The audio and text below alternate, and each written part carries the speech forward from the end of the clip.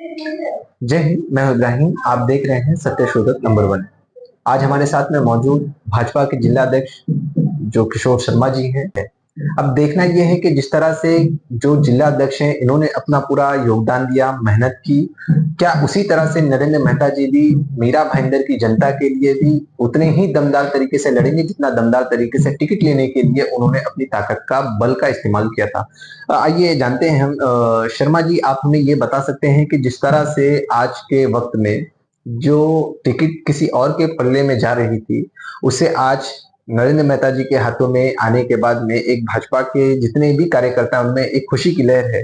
तो क्या लगता है कि ये आपके जो ऊपर के लेवल के जितने भी लोग हैं, ये उनका ऐसा मानना था कि नरेंद्र मेहता जी जीत के आ सकते हैं, इसलिए इनके ऊपर में भाजपा ने अपना भरोसा दिखाया है, या फिर कुछ और? देखिए, सबसे पहले तो मैं हमारे जो पक्ष के श्रेष्ठी हैं, हमारे देश के प्रधानमंत्री माननीय श्री नरेंद्र मोदी जी, इस प्रदेश के सर्वोच्च नेता माननीय श्री देवेंद्र फडणवीस जी, हमारे प्रदेश के अध्यक्ष श्री चंद्रशेखर बावनकुळे जी और खास करके इस कोंकण क्षेत्र के प्रभारी हमारे श्री रविंद्र चौहान जी, इन सभी का धन्यवाद करता हूँ कि उन्होंने भारतीय जनता पार्टी के कार्यकर्ताओं की जो मन की इच्छा थी और भारतीय जनता पार्टी के कर्मठ कार्यकर्ताओं को आज टिकट प्रदान किया है।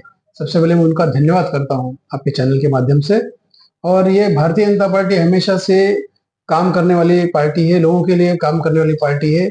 इसीलिए हमेशा जो नेता होता है, जो काम करने के लिए जो जन नेता होता है, उसी को इस तरीके से मौका दिया जाता है। और आज नरेंद्र नेता जी को मौका दिया है, इसके लिए भारतीय जनता पार्टी का प्रत्येक कार्यकर्ता खुश है, प्रत्येक कार्यकर्ता के मन की इच्छा पूरी हुई, ऐसा आज सभी को लगा। और वहीं दूसरी तरफ गीता जैन भी कह रही हैं कि उनके भी कार्यकर्ता जो भाजपा समर्थक थे, वो भी तो नाराज हो रहे हैं और कहीं ना कहीं वो रिजाइन दे करके अपक्ष लड़ने की तैयारी कर रही हैं। तो कहीं ना कहीं भाजपा के अंदर में दरार पैदा हो सकती है और नरेंद्र मेहता जी को जो वोटिंग है वो थोड़ी कम पड़ सकती है, या फिर बहुत ज्यादा कुछ दिक्कतें आ सकती है इलेक्शन के वक्त में। देखिए, भारतीय जनता पार्टी का संगठन पिछले में करीबन 14 महीने से यहाँ पर देख रहा हूँ। उस समय तक मैंने ऐसा नहीं देखा कि कुछ कार्यकर्ता जो उनके साथ में है या उसके भारतीय जनता पार्टी के कार्यकर्ता यहाँ, भारतीय जनता पार्टी के कार्यकर्ता जिला अध्यक्ष के यहाँ जिला के नेतृत्व में यहाँ पर ही काम कर रहे हैं। सारे जो लोग हैं पार्टी के लिए काम कर रहे हैं, तो उसमें पार्टी एकजुट है। पार्टी का कोई कार्यकर्ता नाराज है, एक कुछ अगर उनके पास है तो मुझे अभी तक जानकारी नहीं है इस चीज की। मुझे आपसे एक और जानकारी चाहिए कि जिस तरह से आज टिकट जो है नरेंद्र मेहता जी की झोली में आ पड़ी है, तो क्या मीरा भाईंदर की जनता के लिए जिस तरह से भाजपा के आज पदाधिकारी खुश हैं, उसी तरह से नरेंद्र मेहता जी मीरा भाईंदर की जनता को भी खुश करेंगे? देखिए, नरेंद्र मेहता जी का पिछले 2014 में, उसके पहले जब वो मेयर बने थे, तो मेयर बनने के बाद में उन्होंने शहर में बहुत सारे विकास के कार्य किए और उसी के बल पर भारतीय जनता पार्टी ने उसके जस्ट जो बाद के चुनाव थे उसमें 9 से 29 सीट तक पहुंची थी। आपको बताता हूँ, उसके बाद में पार्टी दिन पर दिन प्रगति करते गई। उसके बाद में हम 61 तक पहुंचे आज, और बाद में उसके साथ में 6-7 नगर सेवक, 6 नगर सेवक करीबन और जो है दूसरी पार्टी से भारतीय जनता पार्टी में उन्होंने विश्वास दिखाते हुए आए। पिछली बार हमारा आमदार नहीं होते भी वो लोग, उन्होंने इनके नरेंद्र मेहता जी के नेतृत्व को स्वीकार किया और हमारे साथ में उन्होंने ज्वाइन किया है। आप पूरे शहर में देख सकते हैं कि सीसी रोड से लेकर जितना भी विकास के कार्य है, आप गार्डन की बात करें, तहसीलदार कार्यालय की बात करें, आयुक्तालय, पुलिस आयुक्तालय की बात करें, सारे उनके कार्यकाल में हुए हैं। तो लोगों का उन पर विश्वास है कि वो विकास करने वाले नेता है और दूरदृष्टि उनकी ऐसी है और उनके कार्य काम करने की उनकी लगन और उनकी जो इच्छा शक्ति इतनी ज्यादा है कि वो सिर्फ इतना सारा काम कर सके हैं। इसके पहले भी हमने बहुत सारे आमदार देखे हैं, लेकिन किसी ने भी इतना काम नहीं किया है जितना काम आज इनके कार्यकाल में हुआ था। तो पार्टी और जनता सभी इन पर भरोसा करती है। सभी की मांग थी कि इस बार नरेंद्र मेहता जी भारतीय जनता पार्टी से चुनाव लड़े। गीता जैन ने भी तो काफी ज्यादा मीरा भाईंदर के लिए काम किया है। 22 करोड़ के रोड बनाए हैं, करोड़ों करोड़ रुपया उन्होंने खर्चा किया है। धारावी देवी मंदिर के ऊपर में 5 करोड़ रुपया, फिर 75 लाख का पहला टप्पा, उसके अलावा में भी जंजीरों के ऊपर में कितने सारे, तो वो भी काम कर रही है मीरा भाईंदर के विकास के लिए।